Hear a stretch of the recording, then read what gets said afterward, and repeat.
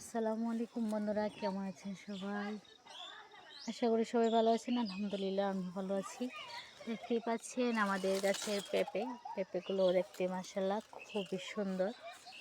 আর এগুলো হচ্ছে পেকে গিয়েছে, প্রায় মোটামুটি 3টা পেঁপের মতন আমরা খেয়েছি। আর এই তো দেখতে পাচ্ছেন একটা পাকছে, আর এখানে একটা পাকছে, দেখতে মাশাআল্লাহ। এই তো সবাই মাশাআল্লাহ বলবেন। আর পেঁপে গাছটার মধ্যে সত্যি খুবই সুন্দরভাবে পেঁপে এসেছে।